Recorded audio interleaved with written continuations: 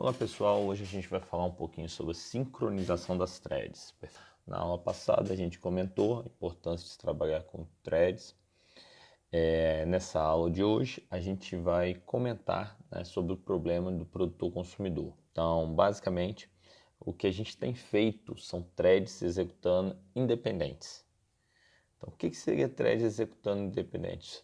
Eu tenho uma execução, eu tenho um fluxo de processo, que eu executo ele, eu tenho uma linha, e aí quando eu abro uma thread, ele executa, um fluxo paralelo, tem uma thread, eu solto a thread, libero a thread.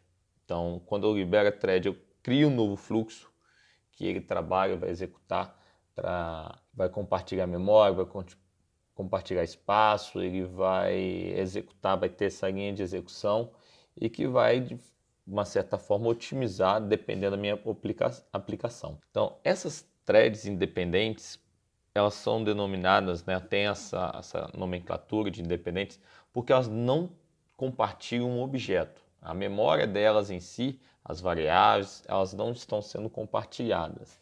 O que acontece, se eu tiver necessidade de compartilhar algum objeto, compartilhar, por exemplo, um arquivo, ambas threads executarem e gravarem no mesmo arquivo, o que vai acontecer se eu fizer isso, Então, se eu não tomar o devido cuidado, eu vou ter sérios problemas, tá bom? Então, olha só, as threads que vimos são independentes, requerem acesso, e a recursos externos ou a chamada de métodos de outros objetos. Não precisam de preocupar com o que está ocorrendo em outras threads. Então, elas são totalmente independentes e não compartilham nada, tá? Então, esse é o primeiro passo. A partir de hoje, nós vamos começar a visualizar alguns problemas na literatura, que eles compartilham objetos, compartilham memória e por isso a necessidade de ter um controle ali. Em outras situações, as threads elas têm a necessidade de compartilhar esses dados, tá? Então, vai ser necessário, isso é obrigatório utilizar um certo cuidado ao desenvolver esses passos, perfeito? Então, basicamente é isso.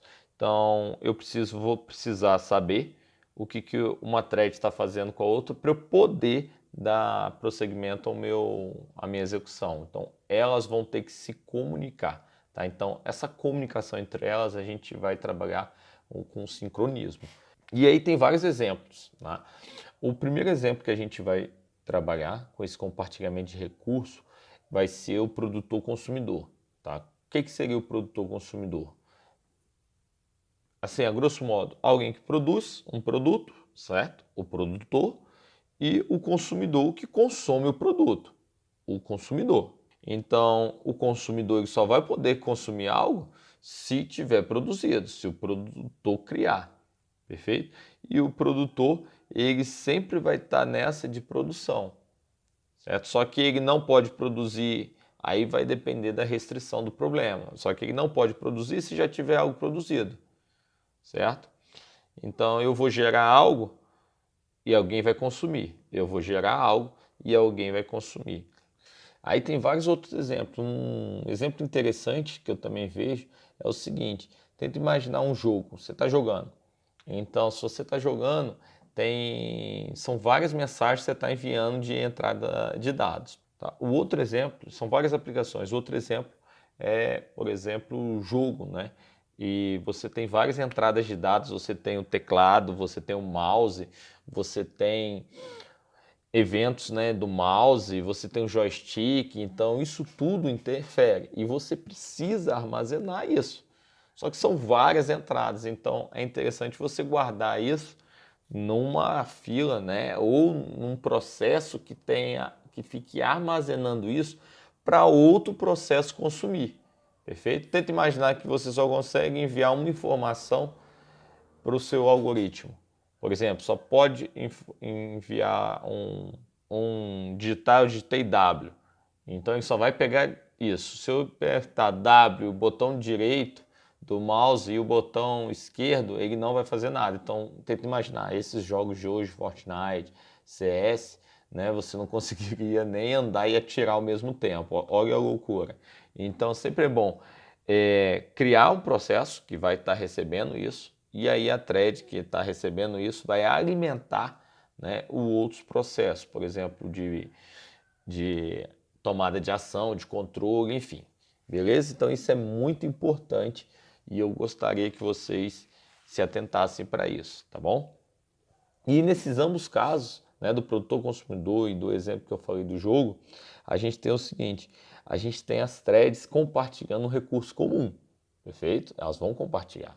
E são objetos, são dados ou uma estrutura de dados que elas vão ter que compartilhar. Então, para eu fazer isso, que é esse compartilhamento, as threads elas vão ter que sincronizar o uso desse recurso, perfeito?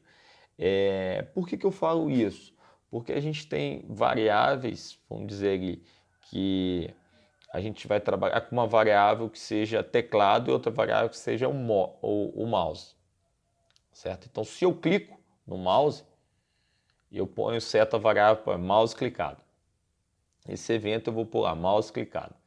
Então, se eu pego uma thread e outra, né, e não tem esse sincronismo, eu atualizo esse mouse clicado e a outra pega essa informação de atualizar o mouse clicado num instante anterior, por exemplo, antes dela trocar clicado, ela pega o gatilho aqui e faz o seguinte, olha só, cliquei, tá? Eu quero o mouse. O que aconteceu com o mouse? O mouse clicou. Então eu venho aqui, pego e falou assim, que o mouse não foi clicado. Perfeito. Então eu tenho a informação aqui que o mouse não foi clicado. E aí essa thread controlou. Ela agora está com o mouse clicado, certo? E aí eu venho e pergunto de novo. O mouse clicou? E aí quando ele for pegar, essa thread vem e atualiza para ele não clicado.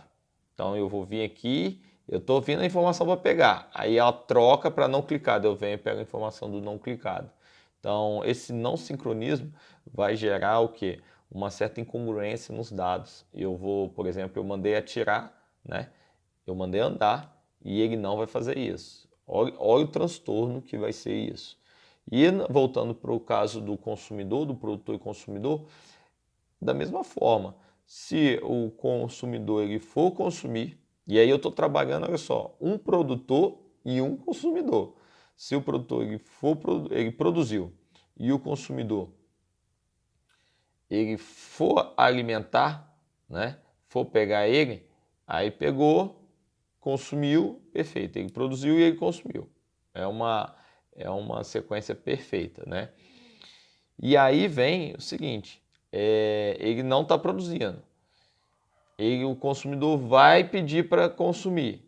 E o produtor fala assim, olha só, eu não tenho. Então o consumidor vai consumir o quê? Nada. Isso aqui é desperdício de recurso. Olha, ele está vindo, buscando e consumindo nada. Ó, consumir nada. Consumir nada. Então, olha só, o que seria interessante? Que o produtor produzisse, o consumidor fosse, e olha só, avisado, olha só, eu tenho um produto. Aí vem e consome. Perfeito, consumiu. O produtor vem e fala o seguinte, olha só, tem outro produto. O consumidor vem e consome. Aí o produto que funciona assim, ou seja, eles se comuniquem, tá bom? E aí, essa comunicação, essa relação entre eles dá para ser feita de duas formas, né? Das duas formas, elas vão trabalhar com sincronismo. A gente pode setar o objeto, informar o objeto, olha só, esse objeto aqui ele tem que ser sincronizado. Então, em Java, a gente vai fazer isso. Vai pegar o objeto e falar, esse objeto aqui em si, ele deve ser sincronizado, perfeito? Ou a gente vai trabalhar o sincronismo dessas threads aqui, que uma fale para a outra. Olha só, eu preciso que você espere. Olha só, eu já tenho um produto. Ela notifica, né? Olha, eu tenho um produto. Aí ela que está esperando, ela vem e consome. E aí consumiu. Aí falou assim, olha, espere, que eu estou produzindo. Ah, eu tenho um produto, então vem. Aí ele espera. E aí trabalhe dessa forma. E aí, como atividade, eu gostaria que vocês pensassem nessa teoria, né, nesse problema do produtor-consumidor e tentassem criar o seguinte, tá? Criasse três objetos, o produtor, o consumidor e o objeto que vai ser consumido, né? Ou você pode chamar de objeto compartilhado, recurso compartilhado, tá? E crie, tá? Sem sincronismo.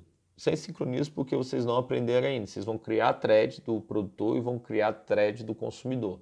Lembrando que o consumidor só pode consumir se tiver o produto, tá? Então, em teoria, a ideia é essa. E aí na próxima aula a gente já traz um conceito de sincronismo, exemplo prático disso, algoritmo e é mão na massa. Então, basicamente, a aula de hoje é essa.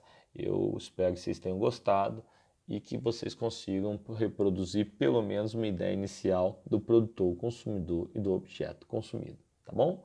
Tchau, tchau.